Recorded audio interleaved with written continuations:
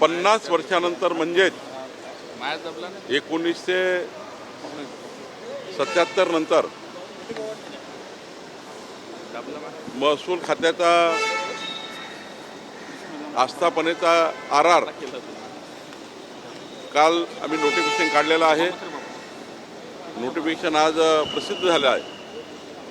माननीय मुख्यमंत्री देवेंद्र फडणवीसजींनी या आरला मान्यता दिली आणि एक अत्यंत जी खूप दिवसाची रखडलेली जी प्रक्रिया होती आस्थापना विषयक, त्या प्रक्रिया आता पूर्ण झालेल्या आहेत। मी सर्व महसुली अधिकाऱ्यांना खूप खूप शुभेच्छा देतो की अत्यंत त्यांच्या आयुष्यातला महत्त्वाचा जो आस्थापनेचे प्रमोशन असतात किंवा त्यांचे अपॉइंटमेंट असतात, ह्या महत्त्वाच्या निर्णय काल झालेला आहे, त्याचं नोटिफिकेशन निघालेलं आहे। शहर डीपीसी आणि ग्रामीण डीपीसी काही वेगवेगळ्या बैठकी घेतल्या, काही बदल केले प्रायोजिक स्तरावर। नागपूर शहराच्या आमदाराची मागणी आहे की वेगळी डीपीसी व्हावी, पण असं करता येत नाही। एका जिल्ह्याला एकच डीपीसी असतं।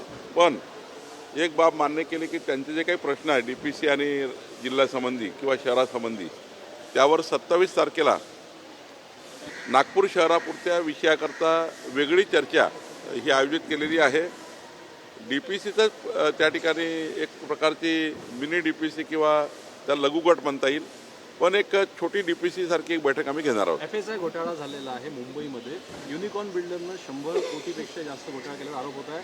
SRA मध्ये जे अधिकारी आहेत तिथेच राहतात, परत येत नाही, डेप्युटेशनवर असतात। या सगळ्या समोर चौकशीची मागणी होते। नाही, हे खरं आहे की SRA मध्ये वर्षानुवर्ष काही अधिकारी बसले आहेत। तर मुख्यमंत्री याचा तपास करतील, पण तिथे काय घोटाळा झाला हे मला आज माहिती नाही, पण निश्चितपणे मी समजून घेईल आणि माननीय मुख्यमंत्र्याकडे तक्रार झाली असेल तर माननीय मुख्यमंत्री चौकशी करतील। इन्क्वायरी होणार का युनिकॉर्न प्रकरण? चौकशी होणार नाही, चौकशी होतच ना। जर सरकारकडे तक्रार आली तर चौकशी करावंच लागतं, ती मॅन्डेटरीच आहे, ते आम्ही करतोच आहे। पण आमच्याकडे आली, माझ्याकडे महसूल खात्याकडे आली तर मी करील, नगरविकासकडे केलं तर नगरविकास करेल, किंवा मुख्यमंत्र्यांकडे मुख्यमंत्री करतील। सर, कल जंतर मंतर में जिस तरह से लाठीचार्ज हुई है, मोदी क्या कहोगे? तरुण विरोधी पंतप्रधान आहे असं राहुल गांधी म्हटले। या देशाने पंतप्रधान नरेंद्र मोदीजींना 3दा पंतप्रधानपदी आरूढ केला आहे। 140 कोटी भारतीयांनी त्यांना मोदीजींना प्रचंड बहुमत दिलेलं आहे। काहीतरी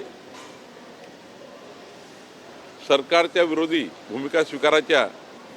खरं तर मी कालही सांगितलं की पेपर फुटलेला आहे, मान्यच आहे की ते चूक आहे, पण याचा अर्थ असा आहे की त्या धर्मेंद्र प्रधानजींनी पेपर फोडला किंवा सरकारने पेपर फोडला। एका सिस्टीममध्ये बदमाशी झाली आहे, ही जबाबदारी सरकारची आहे, नाही असं नाही, पण त्याची दखल घेतली आहे सरकारने।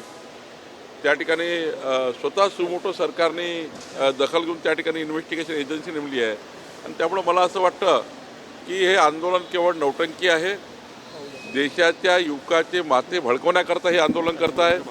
आणि या आंदोलनाचं हेही तपासलं पाहिजे की या आंदोलनामध्ये ज्या पद्धतीनं 2-2, 3-3 ट्रक गोटे भरून आणलेले होते आणि ते गोटमार त्या ठिकाणी झाली, हे कोणी केली, कोण याच्यामागे असामाजिक तत्व आहे, हेही तपासण्याचं त्या ठिकाणी मला वाटतं सरकार तपासेल।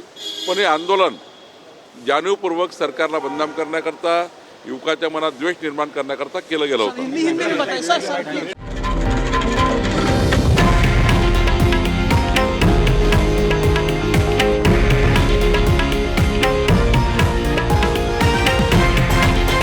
हे आहे देशातील नंबर 1 न्यूज नेटवर्क आणि आपण पाहत आहात TV9 मराठी, एकमेव।